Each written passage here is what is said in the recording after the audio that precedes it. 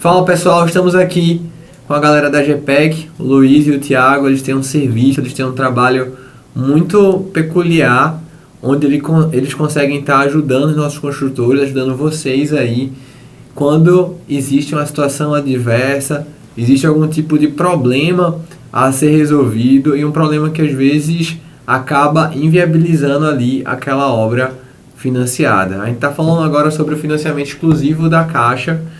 E a gente tem aqui na GPEC 3 principais produtos. Eu queria que vocês falassem aí para o pessoal sobre essas atuações de vocês e também trouxessem exemplos práticos para ilustrar, porque grande parte dos consultores que estão acompanhando, alguns podem estar numa situação parecida ou alguns podem ainda nem ter pensado que podem passar por isso, né?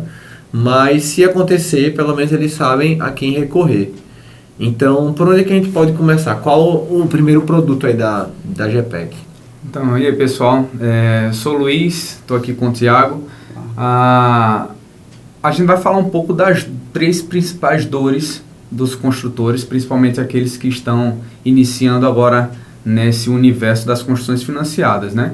A gente, por atuar nos bancos públicos aí há mais de 10 anos e analisando diariamente esse tipo de processo, a gente tem percebido que as pessoas geralmente têm dúvidas na etapa inicial, aquele pré-obra, né, quais os documentos que eles vão mandar ao banco, em que condições esse imóvel dele vai poder ser aprovado, né, aquelas perguntas bem típicas do tipo rua pavimentada, primeiro andar, né, meu condomínio e o meu loteamento é aprovado ou não é aprovado.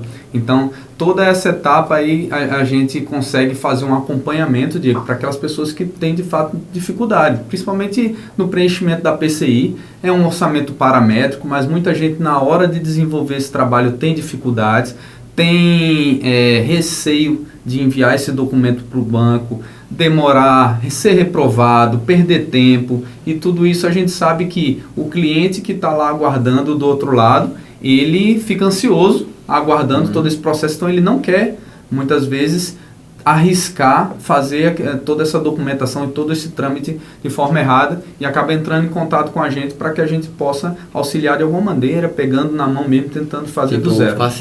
Fazer com ele o primeiro processo dele, né? Exatamente. Entendi.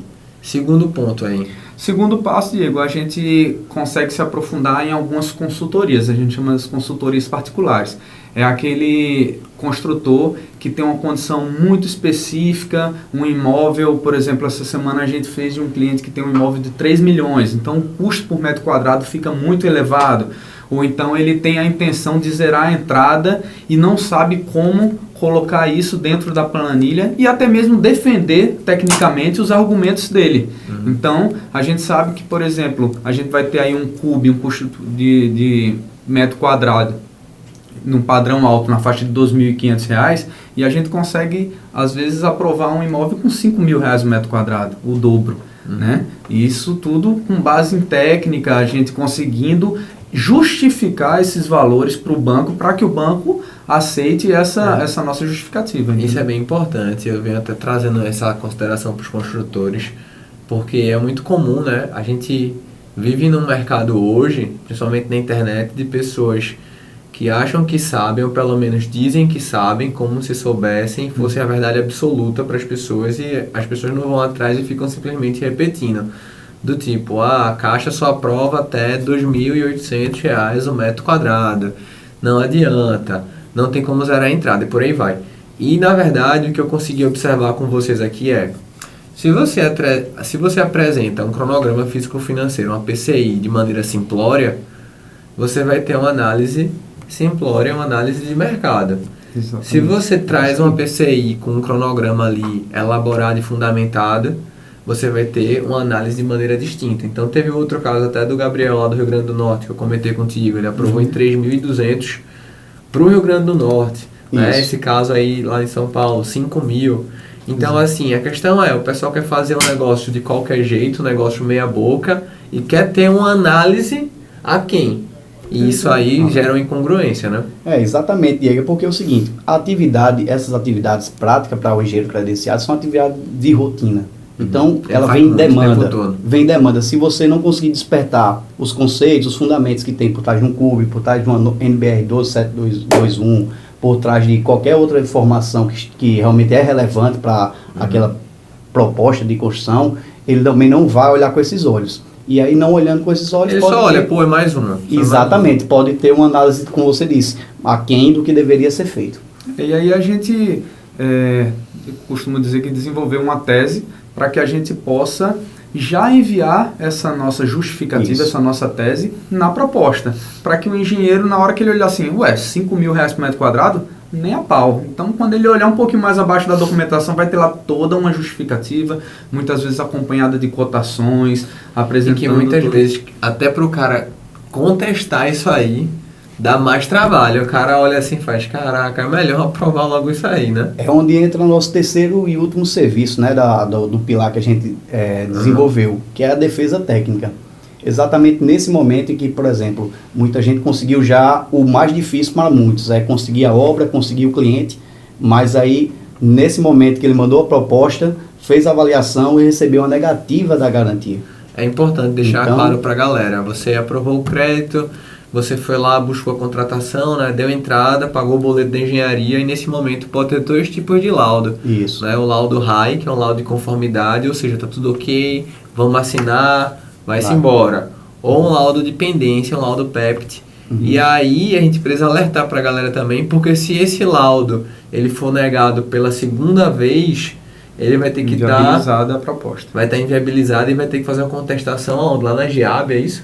Não. A qualquer momento você pode contestar, tá? Em primeira instância seria você recorrer da decisão do responsável técnico, do engenheiro do banco, e aí o engenheiro do banco ele pode voltar atrás da decisão dele ou manter. Caso ele mantenha a negativa, aí você pode recorrer em segunda instância, que vai para o corpo técnico do banco, né? Que no caso da Caixa Econômica são as GIABs, as centralizadoras, enfim. Entendi, mas esse terceiro produto de vocês no caso é o quê? É, o cara deu entrada, pagou o boleto da engenharia, foi ter a fiscalização, teve tudo, e aí ele teve um laudo de pendência. Exatamente. Nesse laudo de pendência voltou.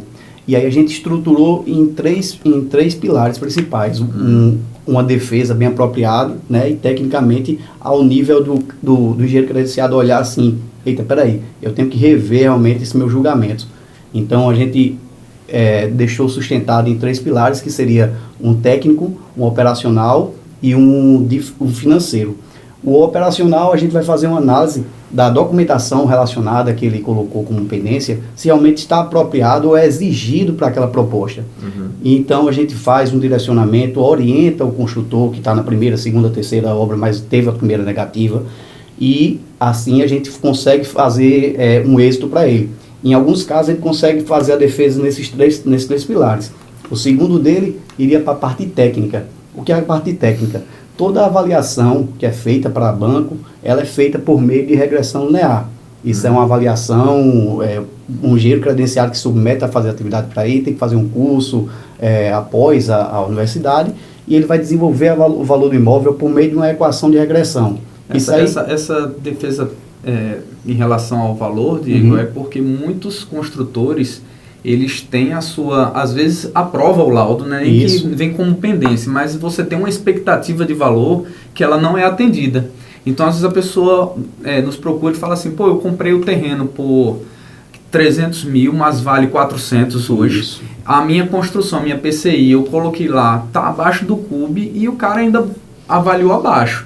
Então a gente toma conhecimento da situação dele e tenta defender os interesses dele da melhor maneira. E muitas vezes a gente chega ao ponto de criticar a avaliação do banco. Defender claramente, claro que tecnicamente. Exatamente. E nessa, só retomando, Luiz fez esse adendo muito importante para o pessoal entender, né? Porque está muito técnico essa parte aqui. Mas a operacional, a gente desenvolver um método de desconstrução da equação. E aí eu vejo se realmente... houve indícios de que aquela equação não está bem apropriada para o mercado. Entendi. E o valor talvez esteja aqui. Tipo assim, analisa o que o cara fez e consegue trazer tecnicamente que ele não está bem fundamentado. Exatamente. Aí ele vai ver o que é um trabalho meio complexo, porque você dizer para um engenheiro credenciado que faz isso todo dia que ele não está certo, né? Muitas vezes não é nem que ele não está certo, é como o Thiago falou, às vezes ele está utilizando um modelo estatístico de um tipo de imóvel e o teu imóvel ele tem algumas peculiaridades que não se encaixariam ali. A gente vai querer, na verdade, convencê-lo de que ele não deveria usar aquele modelo dele para o teu imóvel, porque o teu imóvel é melhor do que aqueles. Ou que ele pode só fazer uma atualização de alguns dados para realmente entrar naquele valor, que a gente está numa variação grande de preço. E o terceiro e último é o financeiro, é o que traz mais dor de cabeça para o cliente, para os construtores, e em compensação é o que permite uma maior solução, melhores soluções para a gente aqui. Então a gente consegue fazer uma análise da PCI, por mais que ela seja paramétrica, né, a gente tem que entender que tem um conceito por trás, tem um CUB, tem uma norma que verifica por trás, e a gente consegue, por exemplo, aumentar o percentual 20, 25% do valor da obra, estando tecnicamente comprovado. E aí entrando naquele primeiro ponto que o Luiz falou, apresentando antecipadamente algumas informações para que o engenheiro analise de forma mais prudente, não analise de forma corriqueira.